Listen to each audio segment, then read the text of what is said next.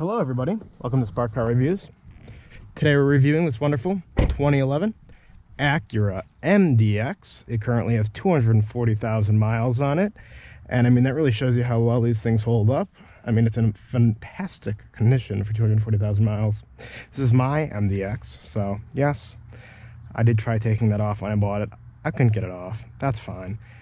It can tow 5,000 pounds. It has the all-wheel drive. I've done one modification to this car so far in hopes of getting better gas mileage. Has not helped. Kind of was a long shot, and that was putting in this oil catch can. I've gotten a little bit of oil on this dipstick, but not a whole lot. Kind of hard to see because it's black. That's all right. Let's get in and go take it for a drive.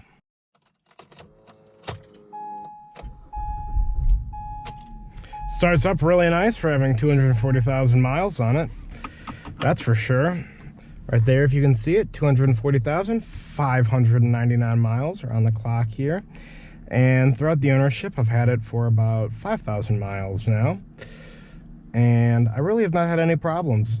Just done an oil change. And yeah, everything looks good so far. Getting started here. I mean, the handling feels great. It feels, you know, as you would expect a SUV to feel from this era. You know, not super sporty, but it has some pep. It even actually does have a sport mode down here, but I don't really like driving in it just for the fact that it really, I mean, what sport mode is it just holds the gears, and that's just not, I don't know. It's fine, but it's not super fun. I mean, it'd be a lot of fun if these paddle shifters actually were very responsive, but they are not at all. But what can you expect? One interesting modification that the previous owners had done to this car was removing the adaptive suspension. So you can see it puts it there in a sport mode. I'll put it back into comfort mode. If you leave it in sport mode, what will actually happen is you'll get a air ADS system fault, and it wants you to check that. It's just because the adaptive suspension is off and it's confused, so I just need to leave that in comfort mode, and I avoid getting any error messages. One thing to note about this car is kind of a frustration of mine. This screen up here was provided with the advanced and technology package that came with this car.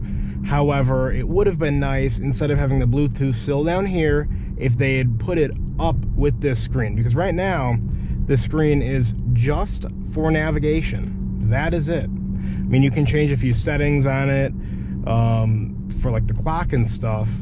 But other than that, it is just for navigation, which is, I think, a complete waste of this screen. I mean, I know Apple CarPlay, not a thing at the point that this car was built. And I could do a retrofit. Again, I gotta take the entire thing out and put in an Apple CarPlay module, which then it would keep it this original screen, and I wouldn't have one of those ugly looking aftermarket Apple CarPlay screens, but they're like $800–900, and I'm just not willing to spend that on this car. I am content with just not having a visual and listening. We'll drop it into sport mode here, actually, so you can see, and we'll go around this corner. It's a little bit of a tight corner. You know, it does not change any of the driving with the handling or anything. But as you can see, I mean, you really can push this car. I felt very confident around that corner. I mean, you knew kind of when it was going to maybe lose traction there. If I pushed it just a little bit harder, a little faster, I probably would have gotten a little chirp out of the wheel. But, I mean, yeah, I felt very, very good going around that corner in this car. I'm gonna go ahead and drop it into sport mode here. See it downshifts. And I mean, yeah, it's not that quick. It's quick enough for what it is, and it's fun, but it's just not that quick, which is fine. I mean, it's a fun, very relaxing, comfortable car. What this car does best is driving down the freeway at about 85 miles an hour and just cruising.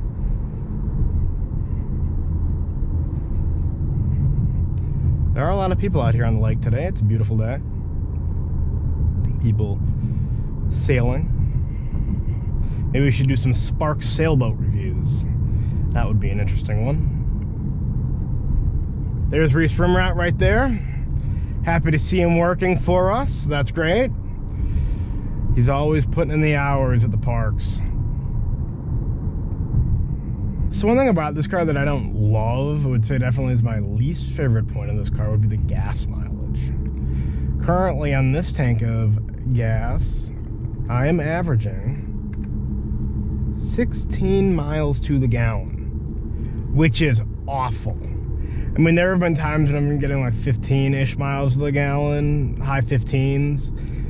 I mean, it's just awful. And it's not even like I'm that hard of a driver when I'm not doing these reviews. I'm usually pretty easy on the gas and, you know, coasting to stop signs and all of that gas-saving techniques people have.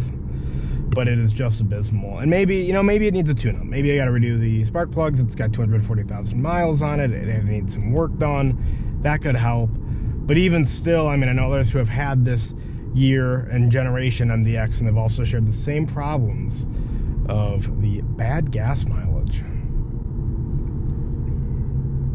The sound system in this car is very good. I really, really enjoy the sound system. I think Honda, Acura products of this age all really do have pretty good sounding audio.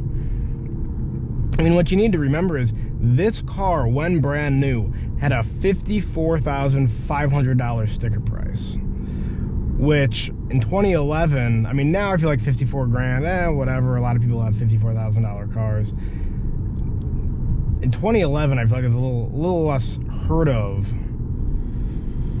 to spend on a car. So this was a premium product when it was first sold.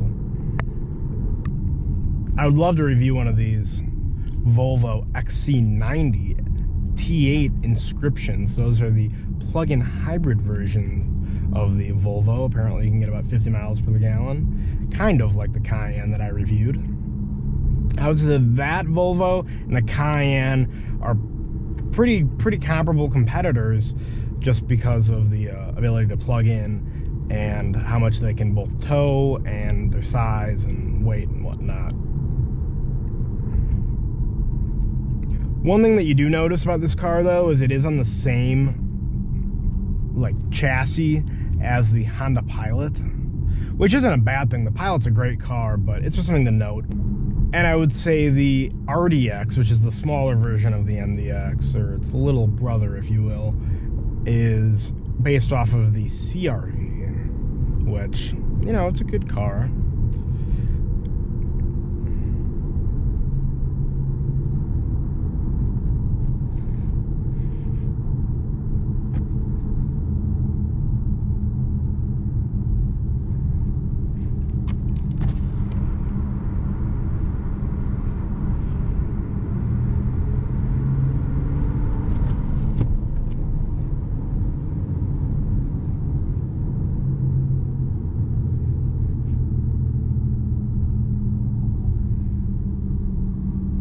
So the road noise in this car is a little loud. It's not super quiet in here.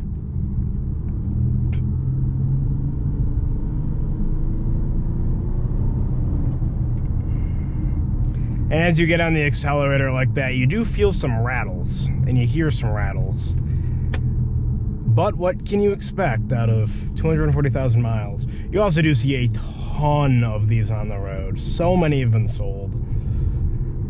And I mean, it says something about this car. It's a great car. Well, everyone, thank you so much for joining Spark Car Reviews today. I hope you liked this review of this 2011 Acura MDX. If you liked it, please comment, subscribe, like, and I will see you guys in the next one.